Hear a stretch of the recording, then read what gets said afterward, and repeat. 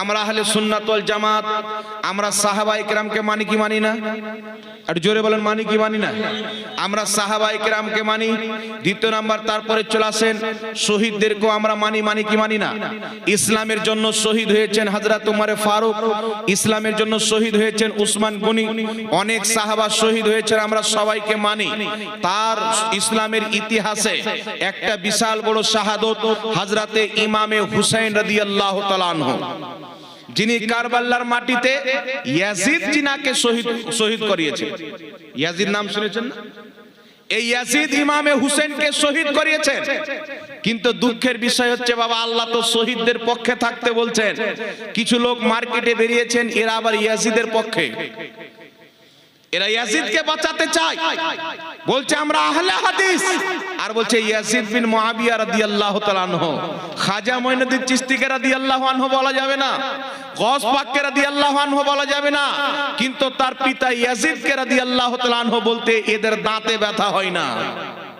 তাহলে আপনারা বলেন বাবা, ইয়াজিদকে রাদিয়াল্লাহু আনহু বলা যাবে? ইয়াজিদ কি ভালো মানুষ ছিল? আমি শুধু মুখে বলছি না, শুনেন। যেই ওয়াহাবি বলে ইয়াজিদকে রাদিয়াল্লাহু তাআলা আনহু বলছে ইয়াজিদ খুব ভালো মানুষ ছিল, আমি আপনাকে কিতাবের হাওয়ালা দিচ্ছি, স্পষ্ট ভাবে আপনি পড়েন। কিতাবটির নাম হচ্ছে তারিখে তাবারি। এই কিতাবের মধ্যে ইমাম তাবারি উল্লেখ করেছেন, আল বেদায়া ওয়ান নেহার মধ্যে ইমাম ইবনে কাসির উল্লেখ করেছেন, তারিখে দামিশকের মধ্যে উল্লেখ রয়েছেন, তারিখুল খুলফার মধ্যে ইমাম জালালউদ্দিন সিয়ুতি উল্লেখ করেছেন, অনেক ইমামগণ কিতাবের মধ্যে লিখেছেন। ইয়াজিদ কে ছিল? অনেক সাহাবী এবং তাবী ইয়াজিদের হাতে বেয়াত গ্রহণ করেছিলেন। তিনারা যখন মদিনা আসলেন, মদিনাতে এসে তার বেয়াতকে ভঙ্গ করে এলান করেছিলেন, আমরা ইয়াজিদকে দেখলাম, ওই ইয়াজিদ তো নামাজ পড়ে না, নামাজকে ছেড়ে দেয়, ওই ইয়াজিদ শরাব পান করে, ওই ইয়াজিদ তো 10টা 12টা মহিলা নিয়ে থাকে, তাই সাহাবা তার বেয়াতকে ভঙ্গ করেছিলেন। এখন আপনারা বলেন, যেই ব্যক্তি নামাজ পড়তো না, যেই ব্যক্তি দারু পান করত, যেই ব্যক্তি মহিলাকে নিয়ে থাকতো, ওই ব্যক্তি ভালো মানুষ হতে পারে? ও আল্লাহওয়ালা হতে পারে না জাহান্নামী? একটু জোরে বলেন। জাহান্নামী তো হতে পারে, কিন্তু আল্লাহওয়ালা হতে পারে না। ইমাম ইবনে কাসির রাহমাতুল্লাহ আলাইহি আল বেদায়া ওয়ান নিহার মধ্যে লিখছেন, ইয়াজিদ একজন এমন শাসক ব্যক্তি ছিল, এই ইয়াজিদ মদিনাবাসী, মদিনাকে তার সৈনিকদের জন্য 3 দিন পর্যন্ত হালাল করে দিয়েছিল। তোমরা মদিনাবাসী মহিলাদের সাথে যা ইচ্ছা তাই করো, 3 দিনের জন্য হালাল করে দিলাম, দারু পান করো, যত নোংরামো আছে করো। যেই ব্যক্তি মদিনার ইসলামিক পবিত্র মহিলাদের সাথে 3 দিন পর্যন্ত ব্যভিচার করাকে বৈধ করতে পারে, ওই ইয়াজিদকে যারা সাপোর্ট করবে, এরা আবু জেহেলের মান্যকারী হতে পারে, মুহাম্মদ রাসূলুল্লাহর কলমা পড়নেওয়ালা মুসলমান হতে পারে না। এই ইয়াজিদ কাবা ঘরের গেলাফে, যে গেলাফ আছে না কালো রঙের, কাবা ঘরে যে চাদর দেওয়া থাকে কালো রঙের, এই চাদরকে ইয়াজিদ আগুন লাগিয়ে জ্বালিয়েছিল, আগুন লাগিয়ে জ্বালিয়েছিল। এমন নিকৃষ্ট ব্যক্তি ছিল। ইমামে হুসেনকে শহীদ করার পর ইমামে হুসেনের মুস্তককে যখন তার সামনে নিয়ে আসা হলো, ইয়াজিদ হাতে লাঠি নিয়ে ইমামে হুসেনের ঠোঁটে আঘাত করে বলেছিল, মুহাম্মদ রাসূলুল্লাহ বদরে যুদ্ধে আমার বাপ দাদাকে শহীদ করেছেন, আজকে তার নামাসাকে কতল করে আমি বদনা নিলাম, নাউজুবিল্লাহ। আর একটু জোরে হবে না নাউজুবিল্লাহ? তাহলে যারা ইয়াজিদকে সাপোর্ট করে, আহলে হাদিস নাম হোক, আহলে কোরআন নাম হোক, তারা যেই নামের লেভেল লাগিয়ে আসুক, যারা ইয়াজিদের পক্ষে কথা বলবে, খোদার কসম খেয়ে বলি, কিতমির নামক কুকুর তো জান্নাতে যাবে, ইয়াজিদকে সাপোর্ট করনেওয়ালা কোনোদিন জান্নাতি হতে পারে না। বেশক বেশক। কিতমির নামক কুকুর আসহাবে কাহাফের ওয়াফাদার ছিল, আল্লাহর নেক বান্দার দরবারে থাকতো, তাকে মানুষের রূপ দিয়ে আল্লাহ জান্নাত দান করবেন, কিন্তু ইয়াজিদের পক্ষ লেনেওয়ালা জান্নাতে যেতে পাবে না। একটা আপনাকে দুনিয়াবি উদাহরণ দিয়ে বুঝাই মুসলমান, আপনার যদি কোনো প্রাসাদ থাকে, আপনার যদি একটা বড় বাড়ি থাকে, আমি যদি আপনার দুশমনের সাথে ঘোরাঘুরি করি, আপনার বাড়িতে আমার জায়গা থাকবে না। স্বাভাবিক কথা। কেউ যদি আপনার বাবাকে হত্যা করে, আমি যদি সে হত্যাকারীর সাথে ঘুরে বেড়াই, আপনি কি আমাকে বাড়িতে ঢুকতে দিবেন? না। এই বাড়িতে ঢুকতে দিবেন না। এই জন্য পৃথিবীর মুসলমান পুলিশ যখন কোন ব্যক্তিকে ধরতে আসে তো গ্রামের প্রধানকে ফোন করে, নচেত মেম্বারকে ফোন করে, এটা নিয়ম। যদি কোনো পুলিশ ফোন না করি গ্রামে রাত্রিতে ঢুকে যায়, তাহলে এটা পুলিশের অপরাধ, তাকে জানিয়ে আসতে হবে এলাকাতে যারা নেতা মেতা আছেন। এই জন্য পৃথিবীর মুসলমান, জান্নাত তো আল্লাহ সৃষ্টি করেছেন, কিন্তু এই জান্নাতের প্রধান কে হবে, এই জান্নাতের সর্দার কে হবে, এই জান্নাতের মালিকানা কে করবে? আমার আপনার নবী মুস্তাফা 1450 বছর পূর্বে এলান করে দিয়েছেন, আল হাসান ওয়াল হুসেন সাইয়্যিদা শাবাবি আহলিল জান্নাহ। আমার বেটা হাসান হুসেন জান্নাতি যুবকদের সর্দার, আল ফাতেমা তো সাইয়্যিদাতিন নিসায়ে আহলিল জান্নাহ। আমার মেয়ে ফাতেমা জান্নাতি মহিলাদের সর্দার। সুবহানাল্লাহ, সুবহানাল্লাহ। তাহলে যে জান্নাতের সর্দার ইমামে হুসেন, আর ইয়াজিদ ইমামে হুসেনের প্রতি জুলুম করে 3 দিন পানি বন্ধ রেখেছিল, 3 দিন খাবার বন্ধ রেখেছিল। নবী মুস্তাফার ফ্যামিলির লোক আহলে বাইতের মহিলার মাথার ওড়নাকে টেনে উটের উপরে বসিয়ে গ্রাম গ্রামে ঘুরিয়ে বাড়িয়েছিল। ওই ইয়াজিদের পক্ষ নিতে ওয়াহাবি মোল্লাদের একটু লজ্জা লাগে না? কত বড় শয়তান, এদের একটু শরম লাগে না? যারা বলতে চাই ইয়াজিদ হক পথে ছিল, রিসেন্টলি চাতলে গিয়েছিলাম, একজন ওয়াহাবি বলেছে যে কারবালাতে ইয়াজিদের কোনো দোষ ছিল না। তো ইমাম সাহেব বলছে কেন ছিল না? বলছে হুসেন ওখানে গেল কেন মরতে? কত বড় হারাম করে চিন্তা করছেন। এখন আমরা বলে কিছু লোকের ব্যথা লাগে, জাহাঙ্গীর সাহেব কড়া ভাষাতে বলে দেয়, তুমি ইয়াজিদকে বাপ বানাবে আর তোমাকে ছেড়ে আমি হুসেনকে কি মুখ দেখাবো কিয়ামতের ময়দানে? জি। যেই ব্যক্তি দুনিয়াতে নবী এবং আলে নবী বা আল্লাহর ওলিদের উপরে একটা আঙ্গুল উঠাবে, ইমাম আহমদ রাজার মাননেওয়ালা, তার আঙ্গুল না কাটা পর্যন্ত বাড়িতে বসে থাকতে পারে না। বেশক, বেশক। আমরা যতদিন পর্যন্ত বেঁচে আছি এই বদমাযহাবদের থেকে, এই ফিতনিনদের থেকে, আমেরিকা ইসরায়েলের দালালদের থেকে মুসলমানদের ঈমানকে বাঁচাইতে থাকবো। যতদিন দেহের মধ্যে প্রাণ আছে আহলে সুন্নাত ওয়াল জামাত নবী এবং সাহাবার দ্বীনকে আমরা বয়ান করতে থাকবো। এটাই হচ্ছে আমাদের জীবনের কাজ মুসলমান। বেশক। এবার চলে আসেন বিরাদর ইসলাম, ইয়াজিদ এতগুলো নোংরামো করলো, আর হুসেন হচ্ছে জান্নাতের সর্দার।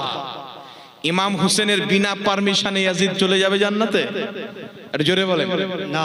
রাসূল করিম সাল্লাল্লাহু আলাইহি সাল্লাম একটা কথা মনে রাখবেন, দুশমন আর বন্ধু যেমন রাত দিন একসাথে হতে পারে না। পারে কি?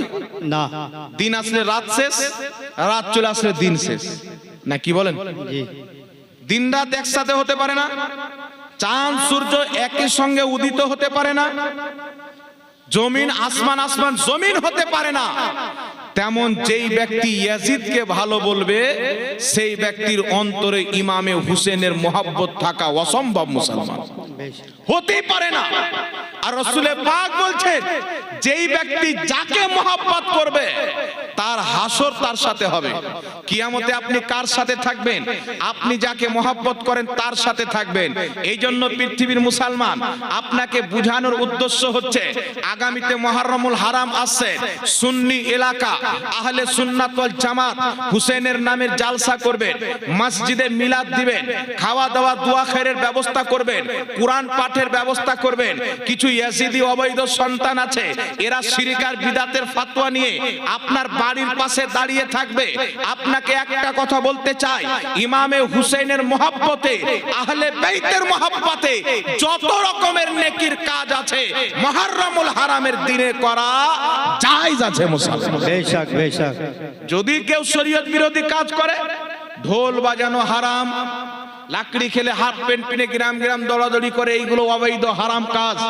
ডিজে বাজানো হারাম কাজ, হারমোনি বাজানো হারাম কাজ, জালসার মাধ্যমে, কোরআন তেলাওয়াতের মাধ্যমে, রোজা রাখার মাধ্যমে, মানুষকে খাওয়া দাওয়া করানোর মাধ্যমে ইমামে হুসেনের মুহররমুল হারামের 10 তারিখকে পালন করা, এটা শুধু জায়েজ নয় বরং সওয়াবের কাজ। জোরে বলেন সুবহানাল্লাহ।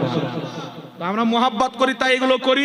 কিছু লোক শুধু জ্বলার কারণটা হচ্ছে কি জানে, আপনার আর আমার বাপের যদি দুশ্মনী থাকে তো আমার সামনে কেউ যদি আপনার প্রশংসা করে তো আমাকে লাগবে কিনা? কথা বুঝতে পারছেন বাবা? আপনার আমার বাবার একবারে এক হাতের দুশ্মনী, তো আমার সামনে কেউ যদি আপনার বাবার প্রশংসা করে আমাকে লাগবে, আর আমার বাবা যদি আপনার সামনে কেউ প্রশংসা করে তো আপনাকে কষ্ট পাবে। ওয়াহাবিরা নিজের বাপ বানিয়েছে ইয়াজিদকে, তাই হুসাইনের মুহররমে জিকির আজকার করলে এদের কষ্ট লাগে। কথা বুঝতে পারছেন কি পারেন না বাবা? তো আমরা তো ইয়াজিদকে আর ইয়াজিদিকে কষ্ট দেওয়ার জন্য দুনিয়াতে এসেছি। এই জন্য খবরদার মুহররমুল হারামকে এমনি যেতে দিবেন না, নিশ্চয়ই ভালো কাজের মাধ্যমে এই দিনটার সম্মান করবেন।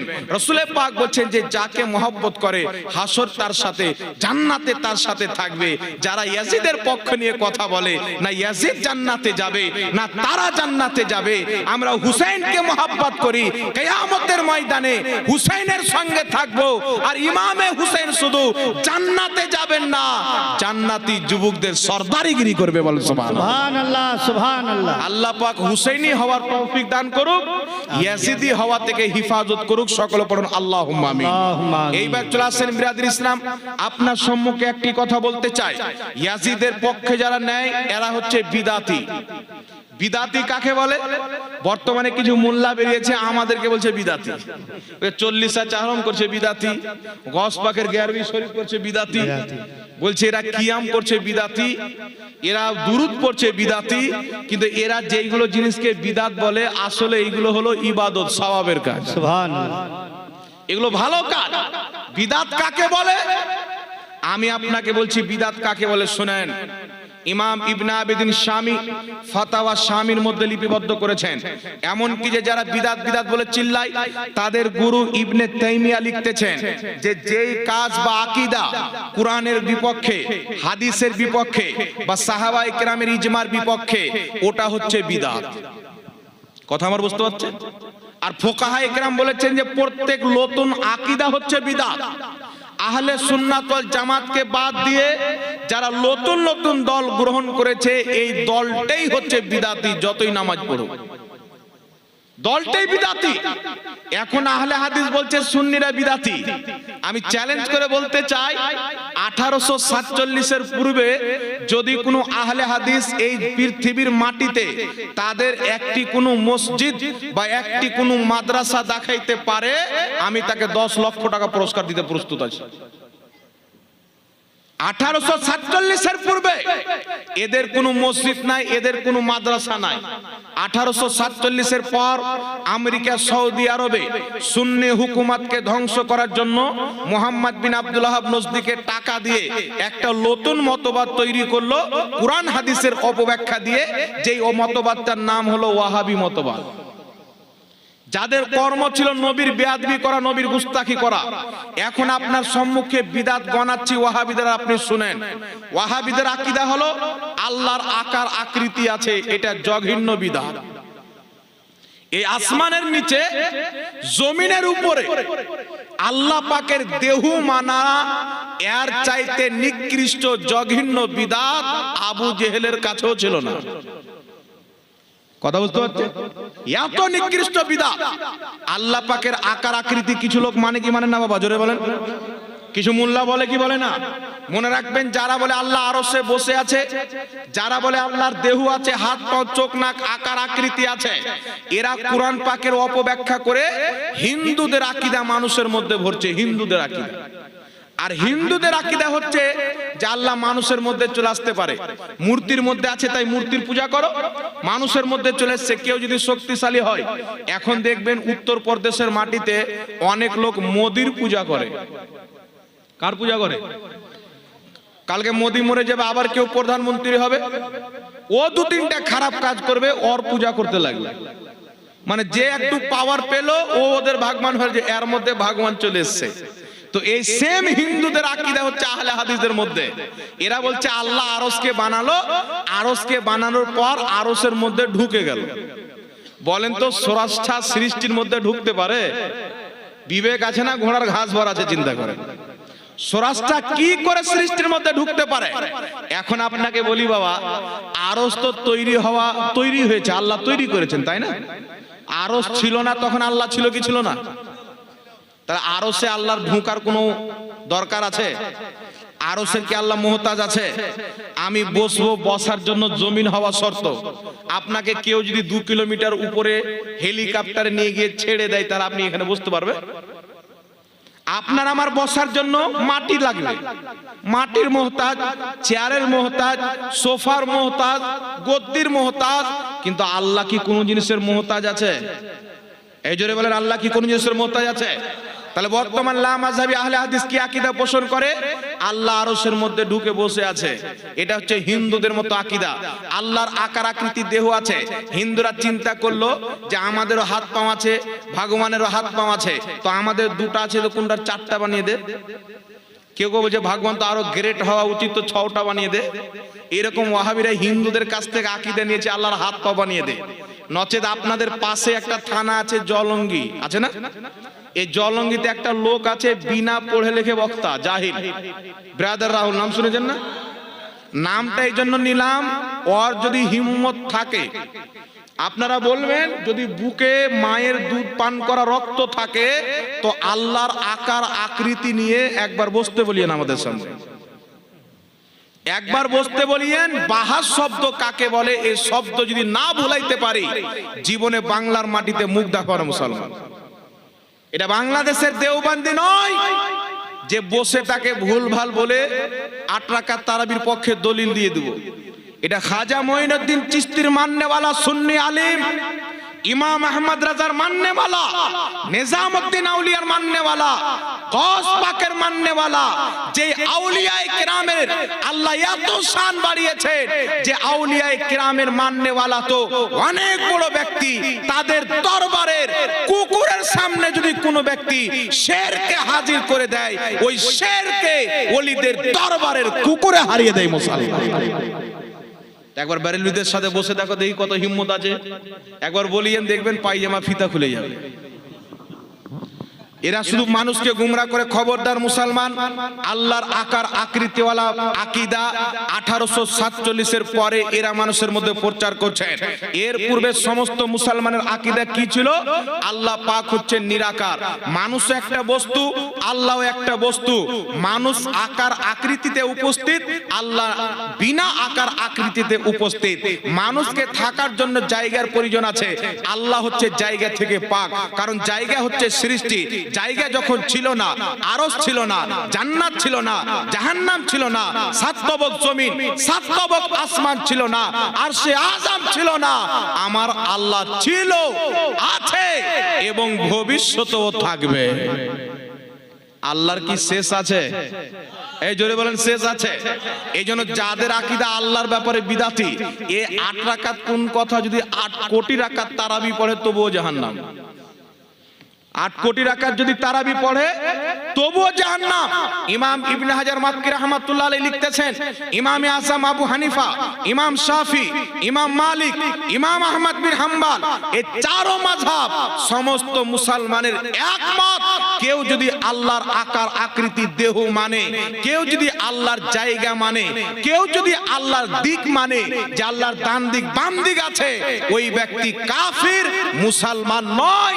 ওই ব্যক্তি এত নিকৃষ্ট বিদাতি, তার পিছে নামাজ তো হবে না, তার জবাইকৃত পশুর মাংস খাওয়া মুসলমানদের জন্য হালাল হবে না।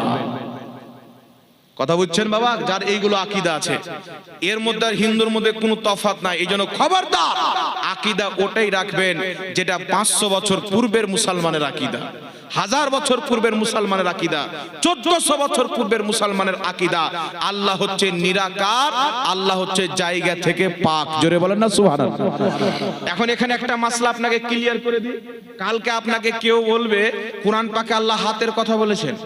বাংলাদেশে একটা মৌলবি বেরিয়েছে, ওই মৌলবিকে থাকা দরকার ছিল আমাদের ঝাড়খণ্ডে, কারণ আমাদের বাড়ি থেকে একটু দূরে গিয়ে রাঁচি, এই রাঁচিতে বহুত বড় পাগলাখানা আছে, এই মৌলবীর ওখানে দরকার ছিল, ট্রিটমেন্টটা ভালো হতো। কিন্তু ও বাংলাদেশে গিয়েছে, কাজ্জাবিন ইহুদি, নাম শুনেছেন? হ্যাঁ, এ বাংলাদেশে আছে, এর কারণে আর এলাজ হয় না, এ যত পারছে ভুলভাল বকছে, আর মানুষ মনে করছে কত সুন্দর কথা বলছে রে। এ বলছে বুখারী শরীফের মধ্যে হাদিস। কোন হাদিস? বলছেন বুখারীতে হাদিস আছে, নবী পাকের সামনে গুই সাপের মাংস আনা হলো। আপনারা গুই সাপ বলেন না? গুসাবের মাংস আনা হলো, আছে বুখারীতে হাদিস আছে। নবী পাকের সামনে হাজির করা হলো, আল্লাহর নবী খেতে যাবেন, সাহাবা বলছেন ইয়া রাসূলুল্লাহ এটা গুসাবের মাংস। নবী আমার খেলেন না। সাহাবা নিলেন, সাহাবা নিলেন, লাওয়ার পর নামটা লেখা নিচ্ছে, নামটা লেখা, সাহাবা নিলেন, নেওয়ার পরে খেতে লাগলেন। নবী পাক তাকাচ্ছেন, এটা আমার এলাকা, আমার দিকে চলেন, আমি খাবো না। নবী অপছন্দ করলেন, তো বলছেন নবী খেলেন না, কিন্তু সাহাবা খেলেন, নিষেধ করলেন না। এর মানে জায়েজ, কেউ খেলে খেতে পারে, না খেলে না খেতে পারে। আবু দাউদ শরীফের মধ্যে হাদিস, রাসূল পাক বলছেন তোমরা গু সাপের মাংস খেও না। এক জায়গাতে কি আছে, নবী খেলেন না, সাহাবা খেলেন, নিষেধ করলেন না। আরেক জায়গাতে কি আছে, নবী নিষেধ করে দিলেন। তাহলে এইবার আপনারা বলেন পূর্বের হাদিসটার উপর আমল হবে না পরেরটাতে আমল হবে? জি, পরেরটাতে কি বুঝা গেল? গু সাপের মাংস নবী ওখানে অপছন্দ করেছেন, পরে নিষেধ করে দিয়েছেন, তাই গু সাপের মাংস খাওয়া মুসলমানের জন্য নাজায়েজ হয়েছে। আর এ বলছে আহলে হাদিস, হাদিস পেয়ে গেল। তো বাংলাদেশের একজন মৌলবি বলছেন হাজরাতে মৌলবি মদ খেয়ে নামাজ পড়াতেন, তো আলী মদ খেয়েছে তো তুইও খা নাকি? তখন বলবে আগে খেয়েছেন যখন জায়েজ ছিল, পরে হারাম হয়ে গেছে। তো আগে ওটা খেয়েছে সাহাবায়ে কেরাম, পরে নবী নিষেধ করে দিয়েছেন, ওটা এখন 2025 এসে কেন তুমি জায়েজ বলছো? কথা বুঝছেন কোথায় গিয়ে ধোকা দিচ্ছে এরা? এই জন্য পৃথিবীর মুসলমান একটি কথা মনে রাখবেন, এদের মধ্যে বিদাতে ভরা, এদের আকীদাই হচ্ছে বিদাত। এদের বক্তব্য হচ্ছে কি শুনেন, এদের বক্তব্য হচ্ছে, কিতাবটির নাম হচ্ছে ফাতাওয়া সানাইয়া। এই ফাতাওয়া সানাইয়ার মধ্যে কি লিখেছে জানেন? হযরত ওমর ফারুক রাদিয়াল্লাহু তাআলা আনহু চলতি মাসলা, এগুলো যে সমাজে চলে, পাবলিক যেগুলো মসলা বুঝে, ওমর ফারুক ওগুলো মসলা বুঝতেন না। এটা বিদাত কি বিদাত নয়? সিরাতে ফাতাওয়া সানাইয়ার মধ্যে লিখছেন হযরত ওমর ফারুক রাদিয়াল্লাহু তাআলা আনহু নবী মুস্তাফার বিপক্ষে ফতোয়া দিয়েছেন। বলছেন ওমর ফারুক রাদিয়াল্লাহু তাআলা আনহুর কোনো কথা মানা যাবে না। আর আমার আপনার নবী কি বলেছেন? আলাইকুম বিসুন্নতি ওয়া সুন্নতি খুলফায়ে রাশিদিন আল মাহদিয়িন, আমার সুন্নাত, আমার খলিফাদের সুন্নাত তোমাদের জন্য জরুরি, তোমরা আঁকড়ে ধরে রাখবে। নবী বলছেন উমারের কথা মানো। নবী বলছেন আমার ইন্তিকালের পর তোমরা আবু বকর উমারের ইত্তেবা করবে, তাদের হুকুমকে মানবে। আর ওয়াহাবি মোল্লা লিখছে উমারের কথা মানা যাবে না। তাহলে এরা নবীর হাদিস মানলো না শয়তানের হাদিস মানলো? তো শয়তানের হাদিস মানলে আহলে হাদিস হবে না আহলে কবিস হবে? আল্লাহ এদেরকে হেদায়েত দান করুক, সকলে পড়ুন আল্লাহুম্মা আমিন। দেন হাজার জি, হ্যাঁ এই দুটো একটু বলে দিই। দেখেন বিরাদির ইসলাম, আমার কাছে দুটি বই দেখতে পাচ্ছেন। একটি হচ্ছে আশুরার ফজিলত এবং মহরমে পরিচালিত কুসংস্কার ও বিদআত, মুফতি আমজাদ উদ্দিন সিমনানি সাহেবের লেখা এই কিতাব। আগামীতে মহরমুল হারাম কি কি নিষিদ্ধ এবং কি কি করণীয় আর বর্জনীয়, দুটো জিনিস এখানে পাবেন। তাই এই বইটা আগামীতে মহরম, তাই এখন আপনাদের জন্য খুব উপকৃত বই। এই বইটার হাদিয়া মাত্র 60 টাকা নাকি? আরেকটি বই আছে আমার কাছে, হাদিস ও মুহাদ্দিসের দৃষ্টিতে সহিহ নামাজ। দেখবেন কিছু নামাজি আছে, ও আবার বিটি ছেলে সাজার খুব অভ্যেস। একজন ফোন করে বলছে হুজুর আমি বুকের উপরে হাত বাঁধবো। আমি বললাম বহরমপুর হসপিটালে গিয়ে অপারেশন করে মেয়ে হয়ে যায়, বুকে হাত বাঁধ না, কি বলেন? মনে রাখবেন একটা মাসলা মনে রাখবেন, বুকের উপরে হাত বাঁধার পৃথিবীর কোন কিতাবে একটাও সহিহ হাদিস নাই যে আল্লাহর নবী বুকে হাত বেঁধেছেন। বুকে হাত বাঁধার পৃথিবীতে কোনো সহিহ হাদিস নাই। কোন ব্যক্তি যদি বলে বুকে হাত বাঁধার সহিহ হাদিস আছে, সেই ব্যক্তি হাদিসের নামে মিথ্যাচার করলো। আর কেউ যদি বুকের উপরে হাত বাঁধার একটা সহিহ মারফু মুত্তাসিল হাদিস দিতে পারে, আমি 3 বছর পূর্বে একটা চ্যালেঞ্জ রেখেছি, আজ পর্যন্ত আছে, বুকের উপরে হাত বাঁধার একটা সহিহ মারফু হাদিস কেউ যদি দেখাতে পারে, তাকে 10 লক্ষ টাকা পুরস্কার আহলে সুন্নাত ওয়াল জামাতের পক্ষ থেকে দেওয়া হবে। এটা ছিল আমার বেঁচে থাকা পর্যন্ত আছে। বিমল দাসের বেটা কি কেউ বলিয়েন যে রেডি হয়ে যাও দেখাও হাদিস, 10 লাখ টাকা পেয়ে নিবে, জালসা করে খেতে হবে না, বাড়িতে বসে বসে খাবে না, কি বলেন? বুকের উপরে হাত বানা কি? আমার দিকে একটু লক্ষ্য করে শুনেন বাবা। বুকের উপরে হাত বানার আবু দাউদের 759 নম্বর হাদিস যারা পেশ করে, এই হাদিসটার সনদের মধ্যে ইনকেতা রয়েছেন। তাউস বলছেন নবী বুকে হাত বেঁধেছেন। তাউস কোনোদিন নবী পাককে দেখেননি, নবীর জামানা পায়নি, ফলে হাদিসটি হচ্ছে দুর্বল এবং জয়ীফ হাদিস। আরেকটি হাদিস সহিহ ইবনে খুজাইমার মধ্যে নবী বুকে হাত বেঁধেছেন, এটিও টানাটান জয়ীফ হাদিস।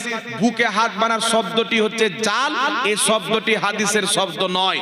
যত হাদিস বলা হয় বুকের উপরে হাত বানার জাল এবং জয়ীফ হাদিস, তবে নাভির নিচে হাত বানার সহিহ হাদিস মুসান্নাফে ইবনে আবি শাইবা কিতাবের মধ্যে ইমাম ইবনে আবি শাইবা উল্লেখ করেছেন সহিহ সনদে আল্লাহর নবী বুকে নাভির নিচে হাত বেঁধেছেন। ইমাম নিওয়ামি রাহমাতুল্লাহ আলাইহি আসারুস সুনান কিতাবের মধ্যে সহিহ সনদে হাদিস উল্লেখ করেছেন। জোরে বলুন সুবহানাল্লাহ। তো বুকের উপরে হাত বানা কি? 1000 বছর পূর্বের ইমাম সারাখসি রাহমাতুল্লাহ আলাইহি বলছেন বুকের উপরে হাত বাঁধা ইহুদিদের তরিকা। কাদের তরিকা? জোরে বলেন। বুকের উপরে হাত বানা ইহুদিদের তরিকা। কে বলেছেন? 1000 বছর পূর্বে ইমাম সারাখসি রাহমাতুল্লাহ আলাইহি বলেছেন। এই কথা বলি না, এদিকে তাকান। ইমাম সারাখসি রাহমাতুল্লাহ আলাইহি 1000 বছর পূর্বে বলেছেন বুকের উপরে হাত বানা বুকের উপরে হাত বানা ইহুদিদের তরিকা। এখন বর্তমানে যারা আহলে হাদিস নাম দিয়ে বুকের উপরে হাত বেঁধে লেডিস নামাজি সেজেছে, এদেরকে আমি বলতে চাই তোমাদের সবচাইতে বড় ইমাম ইবনে তাইমিয়া, আহলে হাদিসদের গুরু ইবনে তাইমিয়া বলেছে বুকের উপরে হাত বানা মাকরু। ইবনে তাইমিয়া আরেকজন ওয়াহাবিদের ইমাম ইবনে কাইয়িম লিখতেছে বুকের উপরে হাত বানা মাকরু। 1200-1300 বছর পূর্বের ইমাম মালিক রাহমাতুল্লাহ আলাইহি বলছেন বুকের উপরে হাত বানা মাকরু। মাকরু কাকে বলে? শরীয়তে অপছন্দনীয় কাজকে মাকরু বলা হয়। আর অপছন্দনীয় কাজকে বুকের উপরে যারা সুন্নাত মনে করে হাত বাঁধে, এটা নাজায়েজ এবং বিদআত। যারা বিদআতি তারা বুকের উপরে হাত বাঁধবে, আর যারা সুন্নাত মান্যকারী তারা নাভির নিচে হাত বাঁধবে। আর একটু জোরে বলতে হবে সুবহানাল্লাহ। এই জন্য বুকে হাত খবরদার কোনোদিন বাঁধবেন না। এটা হচ্ছে ইহুদিদের তরিকা, ওরা এইভাবে হাত বেঁধে নামাজ পড়ে বুকের উপরে, নাভির নিচে হাত বাঁধবেন। ইমাম ইবনে ইসহাক রাহিমাহুল্লাহ লিখতেছেন যে নাভির নিচে হাত বাঁধার হাদিস সবচাইতে বেশি শক্তিশালী। জোরে বলেন সুবহানাল্লাহ। ইমাম মালিক রাহমাতুল্লাহ আলাইহি বলছেন নাভির নিচে হাত বাঁধতে হবে। ইমাম আহমদ বিন হাম্বলের একটি মত, নাভির নিচে হাত বাঁধতে হবে। 4 ফুকাহার মধ্যে কয়টি কল পাওয়া যায়? নাভির উপরের কল পাওয়া যায়, নাভির নিচের কল পাওয়া যায়। তবে নাভির নিচের কলটা বেশি শক্তিশালী, নবীর সহিহ মারফু হাদিস দ্বারা প্রমাণিত। এই জন্য নাভির নিচে হাত বাঁধতে হবে, আর বুকের উপরে হাত বাঁধার কোনো সহিহ হাদিস নাই। তাই ইমামগণ বলেছেন বুকে হাত বাঁধা ইহুদিদের তরিকা মাকরু, এটাকে সুন্নাত মনে করে বুকের উপরে হাত বেঁধে যারা নামাজ পড়ে এটা তাদের জন্য বিদআত। কথা বুঝতে পারছেন বাবা? তো যাদের নামাজ নিজের বিদআতি নামাজ, ও আপনাকে আমাকে এসে বলে তোমাদের নামাজে বিদআত ভরা আছে। আহলে সুন্নাত ওয়াল জামাত আমরা যেই নামাজ পড়ি শুনেন, হাত বাঁধা থেকে নিয়ে নামাজ শেষের দোয়া পর্যন্ত যদি কোনো একটি আমলকে কোনো ব্যক্তি ভুল প্রমাণ করতে পারে, আমার সামনে বসো, দেখি তোমার বুকের পাটা কত শক্ত আছে। কিয়ামতের সকাল পর্যন্ত হানাফিদের নামাজকে কেউ যদি ভুল প্রমাণ করতে পারে তাকে মোহমাঙ্গা ইনাম দেওয়া হবে। কিন্তু কিয়ামত আসা সম্ভব, আমাদের নামাজকে ভুল প্রমাণ করা কোন মায়ের লালের পক্ষে সম্ভব হবে না, মুসলমান কোনদিন সম্ভব হবে না। এই জন্য খবরদার, যেমন তরিকাতে নামাজ পড়ে আসছেন চিরকাল, এটাও নবীর তরিকা। সুবহানাল্লাহ। এই হাত জাড়বা পাও জাড়বা, বিমল দাসের বেটা কিতাব লিখছে কি যে রাফায়দান করা হচ্ছে জরুরি। রাফায়দান করা যারা জরুরি মনে করে, রুকুতে যাওয়ার সময় রাফায়দান, উঠার সময় রাফায়দান। আমি চ্যালেঞ্জ করতে চাই বিমল দাসের বেটাকে, যে কিতাব তো লিখে দিয়েছো জরুরি জলঙ্গির, কিতাব লিখছো রাফায়দান জরুরি, বক্তব্য পাবলিককে বোকা বানাচ্ছো। রাফায়দান করা হচ্ছে জরুরি। হিম্মত যদি থাকে ময়দানে বসো, রাফায়দান করা যদি জরুরি প্রমাণ করতে পারো, তোমাকে আমি লিখে দিয়ে তোমার গোলামি অ্যাকসেপ্ট করতে রাজি আছি। কিন্তু রাফায়দান করা পৃথিবীতে কেউ জরুরি প্রমাণ করতে পারবে না। তাহলে রাফায়দান করা কি? আহলে হাদিসদের কিতাব ফাতাওয়া উলামায়ে আহলে হাদিস, এই কিতাবের মধ্যে লেখা আছে রাফায়দান কিছুই নয়। ওদের কিতাবে লেখা আছে রাফায়দান কিছু নাই, করলি কি আর না করলি কি। আর এ বলছে জরুরি, চিন্তা করছে জরুরি মরণে রাফায়দান না করলে নামাজ হবে না। সারা মুশকিল আসারের মধ্যে সহি হাদিস, আবু বকর সিদ্দিক হযরত আব্দুল্লাহ ইবনে মাসউদ বলছেন, আমি নবীর পিছে নামাজ পড়েছি, আবু বকরের পিছে নামাজ পড়েছি, উমরের পিছে নামাজ পড়েছি, উসমানের পিছে নামাজ পড়েছি, এরা কেউ রাফায়দান করতেন না। হযরত আবু বকর সিদ্দিক তাকবীরে তাহরিমা ছাড়া আর কোথাও হাত উত্তোলন করতেন না, উমর ফারুক উত্তোলন করতেন না, আলী উত্তোলন করতেন না, উসমান উত্তোলন করতেন না। কেন? নবী পূর্বে রাফায়দান করেছেন, পরে ছেড়ে দিয়েছেন। ইমাম তিরমিজি সহিহ সনদে তিরমিজি শরীফের মধ্যে হাদিস নিয়েছেন, যে হাদিসকে ওয়াহাবিদের ইমাম নাসিরউদ্দিন আলবানী সহিহ বলেছেন। আব্দুল্লাহ ইবনে মাসউদ বলছেন, আল্লাহর নবী সাল্লাল্লাহু আলাইহি সাল্লামের পিছে নামাজ পড়লাম, তাকবীরে তাহরিমা ছাড়া আর কোথাও হাত উত্তোলন করেননি। এই হাদিসটি উল্লেখ করে ইমাম তিরমিজি বক্তব্য দিচ্ছেন, লিখতেছেন, নবী পাকের অসংখ্য সাহাবা, অসংখ্য জ্ঞানী গুণী তাবিঈগণ নামাজের তাকবীর ব্যতীত অন্য কোথাও হাত উত্তোলন করতেন না। জোরে বলুন সুবহানাল্লাহ। শাফি মাযহাবের রাফায়দান আছে, তো শাফি মাযহাবের লোক মুস্তাহাব মনে করে, ওরা মনে করে করলে ভালো, না করলে কোনো অসুবিধা নাই। আর হানাফি মাযহাবে আরো বিভিন্ন সাহাবী, আবু বকর সিদ্দিক, উমর ফারুক, উসমান গনি, মাওলা আলী, আব্দুল্লাহ ইবনে উমর, আব্দুল্লাহ ইবনে মাসউদ, এদের সকলের নিকটে রাফায়দান না করাটাই হচ্ছে সুন্নাত। জোরে বলতে হবে সুবহানাল্লাহ। এই জন্য আমরা রাফায়দান করি না, এতে নামাজের রাফায়দান সম্পর্কে আবু দাউদ শরীফে কিছু কি উল্লেখ আছে? রাফায়দানের ব্যাপারে আবু দাউদ শরীফ, মুসলিম শরীফ, আরো অনেক কিতাবের মধ্যে উল্লেখ আছে। আবু দাউদ শরীফের মধ্যে রাফায়দানের ব্যাপারে উল্লেখ আছে কি, যে আল্লাহর নবী রুকুতে গেছেন তো রাফায়দান করেছেন, সাজদাতে গিয়েছেন সাজদার মাঝে রাফায়দান করেছেন। আবু দাউদের সহিহ হাদিসে আছে যে নবী সাজদার মাঝেও রাফায়দান করেছেন। কিন্তু বর্তমানে যে ওয়াহাবি মতবাদের লোক চিটিংবাজি নামাজ পড়ে, এরা কি সাজদার মাঝে রাফায়দান করে? এরা শুধু রুকুতে যাওয়ার টাইম, রুকু থেকে উঠার টাইম রাফায়দান করে। একে বলেন যে সাজদার টাইমে কেন করো না? বলবে নবী ছেড়ে দিয়েছেন তাই আমরা ছেড়ে দিয়েছি। তো নবী রুকুরটাও ছেড়ে দিয়েছিলেন তাই আমরা দুটোই ছেড়ে দিয়েছি। কথা বুঝে আসছে গেছে না বাবা? সহিহ মুসলিমের মধ্যে হাদিস, নাসাই শরীফের মধ্যে সহিহ হাদিস, রাসূল পাক বলছেন, হুজরা থেকে বেরিয়ে দেখছেন সাহাবায়ে কেরাম নামাজের মধ্যে রাফায়দান করছেন, হাত উত্তোলন করছেন। আল্লাহর নবী বলছেন, মালি আরাকুম রাফি আইদিকুম কান্নাহা আজনাবু খাইলিন শুমসিন উসকুনু ফিস সালাত। নবী পাক বলছেন, তোমরা দুষ্টু ঘোড়ার লেজের মতো রাফায়দান কেন করো? বিনা রাফায়দানে শান্ত সুষ্ঠুভাবে নামাজ পড়ো। ইমাম মোল্লা আলী কারি মিরকাতের মধ্যে লিখতেছেন, নবী মুস্তাফার এই হাদিস রাফায়দান না করার পক্ষে দলিল। জোরে বলেন সুবহানাল্লাহ। কথা বুঝতে পারছেন বাবা? এইবার চলে আসেন আর একটা মাসলা এখানে ক্লিয়ার করে দিই। ফর আমিন নিয়ে অনেক লোক আবার ঝামেলা করে। একটা কথা বলেন তো বাবা, আস্তে আমিন বলে আল্লাহ শুনতে পাবে কিনা? পাবে। আস্তে আমিন বলে আল্লাহ শুনতে পাবে, আর জোরে বললে শুনতে পাবে কিনা? জোরে বললেও শুনতে পাবে, আস্তে বললেও শুনতে পাবে, অন্তরে বললেও আল্লাহ জানে। আল্লাহর সামনে কিছু লোক হয়তো আছে কি না। একটা কথা মনে রাখবেন, কিছু লোক আছে এরা আগে আস্তে আমিন বলতো, এখন জোরে বলে। তো আগেরটাকে খারাপ মনে করে, ভুল মনে করে, তাই জোরে বলে। আস্তে আমিন বলাকে ভুল মনে করে যারা জোরে আমিনে গিয়েছে, এদের নামাজ হচ্ছে বিদাতি নামাজ, এরা হচ্ছে গুমরা পথভ্রষ্ট। কারণ হাকিম আল মুস্তাদরাকের মধ্যে সহিহ হাদিস, ইমাম হাকিম বলছেন, হাজা হাদিসুন সহিহুল ইসনাদ, এই হাদিসের সনদ হচ্ছে সহিহ। মুসনাদে আহমদের মধ্যে সহিহ হাদিস, মুসনাদে আহমদের হাসিয়ার মধ্যে লেখা আছে, যেটা বেইরুত লেবাননের ছাপ, ইসনাদুহু সহিহ, হাদিসের সনদ হচ্ছে সহিহ। ওয়াইল ইবনে হুজুর বলছেন, আল্লাহর নবী নামাজে পাঠ করলেন, কারাআন নবী সাল্লাল্লাহু আলাইহি ওয়াসাল্লামা গায়রিল মাগদুবি আলাইহিম ওয়ালাদ-দাল্লিন ফাকালা আমিন খাফাদা বিহা সাওতাহু। আল্লাহর নবীর সাহাবী ওয়াইল ইবনে হুজুর বলছেন, নবী পাক নামাজের মধ্যে পাঠ করলেন ওয়ালাদ-দাল্লিন ফাকালা আমিন, তারপরে নবী আমিন বললেন, খাফাদা বিহা সাওতাহু, নিজের আওয়াজকে আস্তে রাখলেন, আস্তে আমিন বললেন। সুবহানাল্লাহ হবে? সুবহানাল্লাহ। একই ওয়াইল ইবনে হুজুর বলছেন, আল্লাহর নবী নামাজে আমিন বললেন, রাফা বিহা সাওতাহু, আওয়াজকে উঁচু করে বললেন আমিন জোরে। তো জোরে বলারও হাদিস আছে, আস্তে বলারও হাদিস আছে।